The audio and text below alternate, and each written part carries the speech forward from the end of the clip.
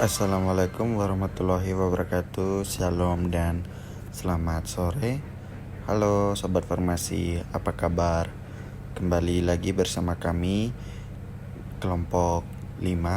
Di sini kami akan membawakan materi tentang sistem dispersi suspensi pada mata kuliah Farmasi Fisika dengan dosen pengampu yaitu Bapak Irwandi M. Farm. Baik, sebelum kita masuk pada materi pembahasan dalam video tersebut, pepatah berkata bahwa tak kenal maka tak sayang. Oleh karena itu, izinkanlah saya untuk memperkenalkan anggota-anggota dari kelompok 5. Jadi, yang pertama ada saya sendiri yaitu Putranto Yurarkano Palungan. Yang kedua, Fitriani Faidatul Hikmah. Yang ketiga, Mancia Florencia Gasper. Dan yang keempat yaitu Arum Pramitasari. Oke, itu dia daftar anggota yang terdapat pada kelompok 5. Oke, tanpa lama-lama lagi, langsung saja kita masuk pada materi yang selanjutnya. Oke, yang pertama kita akan membahas tentang latar belakang. Dalam praktek kefarmasian modern adalah sangat penting memahami teori-teori dan teknologi sistem dispersi. Meskipun aspek kuantitatif dari subjek ini perkembangannya tidak seperti aspek kuantitatif dari kimia mikromolekuler. Namun teori-teori yang dapat dikemukakan dalam bidang kimia koloidal sangat membantu dalam mendekati problema-problema yang masih menjadi teka-teki yang timbul dalam penyediaan dan pembuatan emulsi, suspensi, dan salep, serbuk, serta tablet. Pengetahuan mengenai fenomena interfasial dan sifat-sifat karakteristik koloid dan partikel-partikel kecil merupakan dasar untuk dapat memahami kelakuan sistem dispersi farmasi. Oke, itu tadi mengenai materi dari latar belakang sistem dispersi suspensi. Selanjutnya saya akan serahkan kepada pemateri berikutnya untuk membahas lebih dalam tentang sistem dispersi suspensi. Baik, saya Mancia Florencia Gasper akan membawakan materi yang pertama, yaitu pengertian dispersi. Jadi sistem dispersi itu merupakan suatu sistem di mana suatu substansi atau fase dispersi terbagi dalam unit yang berlainan atau tersendiri dalam substansi lain atau fase kontinu atau pembawa, di mana ukuran partikel dalam sistem farmasi adalah lebih dari 10 mikrometer. Sifat dari sistem dispersi koloidal telah banyak dipelajari oleh ilmuwan termasuk ilmuwan farmasi. Yang selanjutnya yaitu klasifikasi sistem dispersi. Jadi sistem dispersi ini terbagi menjadi 3. Yang pertama ada dispersi molekuler. Jadi sistem dispersi molekuler atau dispersi halus ini adalah campuran homogen antara medium pendispersi atau zat cair dengan fase yang terdispersi atau padatan, sehingga fase yang terdispersi itu larut sempurna pada medium pendispersi atau zat cair. Contohnya itu seperti campuran garam dengan air. Kemudian yang kedua ada dispersi kasar atau disuspensi, di mana dispersi kasar ini merupakan campuran heterogen antara medium pendispersi atau zat cair dengan fase yang terdispersi atau padatan. Dikarenakan perbedaan fase di antara kedua zat tersebut, maka fase terdispersi akan membentuk endapan pada dasar medium pendispersi. Yang ketiga ada sistem dispersi koloid, di mana sistem dispersi ini berada di antara dispersi kasar dan juga dispersi halus. Jadi dispersi koloid ini berada di antara tengah-tengah kedua dispersi yang tadi. Dispersi ini pada dasarnya adalah campuran heterogen, contohnya itu seperti campuran agar-agar. Baik, terima kasih. Di sini saya akan melanjutkan dari pemateri pertama, yaitu saya membahas ukuran partikel. Jadi yang A adalah deflokulasi partikel suspensi dalam keadaan terpisah satu dengan yang lain. Sedimentasi yang terjadi lambat, masing-masing partikel mengendap terpisah dan ukuran partikel adalah minimal. Jadi sedimen itu terbentuk lambat. Akhirnya sedimen akan membentuk kek yang keras dan sukar terdispersi lagi. Wujud suspensi menyenangkan karena zat tersuspensi dalam waktu relatif lama. Terlihat bahwa ada endapan dan cairan atas berkabut. Jadi sudah jelas bahwa sedimentasi adalah pemisahan partikel padatan yang terlarut, suatu cairan yang mengendap karena gayanya gravitasi. Dalam deflokulasi, upaya meningkatkan proses sedimentasi pengumpulan partikel koloid sehingga mudah mengendap cairan tersebut. Terus yang B adalah flokulasi. Itu adalah partikel merupakan agregat bebas, sedimentasi terjadi cepat, sedimen terbentuk cepat, sedimen tidak membentuk kek yang keras dan padat, dan mudah terdispersi, kembali seperti semula.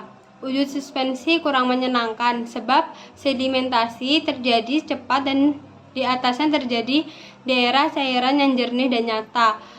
Jadi mengapa wujud suspensi itu kurang menyenangkan dalam sedimen terbentuk cepat dan kurang kepuasan karena tekstur dan konsistensinya akan cenderung memiliki tekstur yang kasar dan tidak merata. Zat ini akan memiliki bau atau rasa yang tidak menyenangkan dan memberikan warna pada kekeruhan dalam larutan.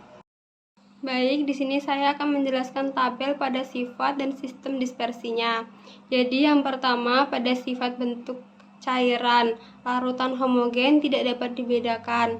Koloid homogen makroskopis tapi heterogen. Jika diamati dengan mikroskop ultra, suspensi heterogen, kedua sifat ukuran kurang dari 1 nanometer. Koloid 1 sampai 100 nanometer, suspensinya lebih dari 100 nanometer. Nah, yang ketiga sifat fase. Larutannya terdiri satu fase, koloidnya terdiri dari 2 fase, suspensinya terdiri dari 2 fase, dan keempat yaitu sifat kestabilan larutannya stabil, koloidnya umumnya stabil, suspensinya tidak stabil. Yang kelima yaitu sifat penyaringan, di mana larutan tidak dapat disaring. Nah, koloidnya tidak dapat disaring kecuali dengan penyaringan ultra. Nah, suspensinya dapat disaring. Nah, kelima, sifatnya didiamkan. Larutannya memisah dan tidak mengendap. Koloidnya tidak memisah, tahan lama, dan sukar mengendap. Suspensinya memisah dan mengendap. Baik, itu saja yang saya presentasikan. Saya lanjutkan kepada pemateri selanjutnya. Terima kasih atas kesempatan yang diberikan kepada saya. Di sini saya Fitriani Vedatulukma akan membawa terkait materi suspensi, di mana suspensi ini dapat didefinisikan sebagai partikel obat yang terbagi secara halus, disebarkan secara merata dalam pembawa obat, di mana obat tersebut menunjukkan kelarutan yang sangat minimum, atau disebut dengan sediaan cair yang mengandung partikel padat tidak larut terdispensi, atau zat yang mengalami penyebaran secara merata dalam suatu zat cair. Lalu suspensi ini resmi dijual siap pakai.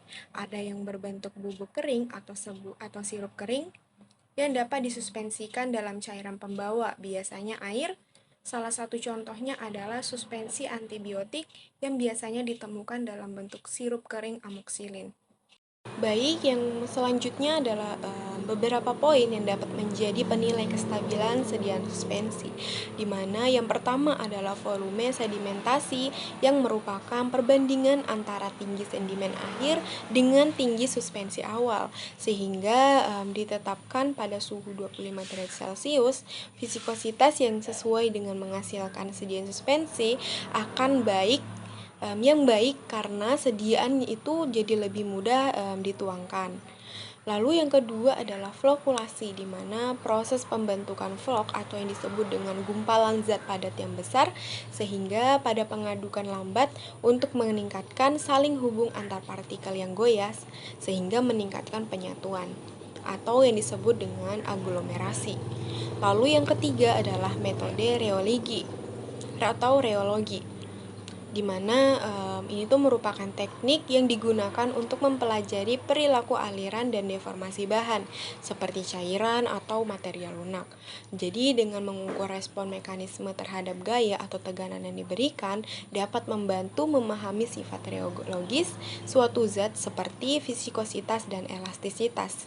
Dan viskositas di sini mengandung arti bahwa ukuran sejauh mana suatu cairan atau fluida menghambat aliran atau pergerakan partikel di dalamnya.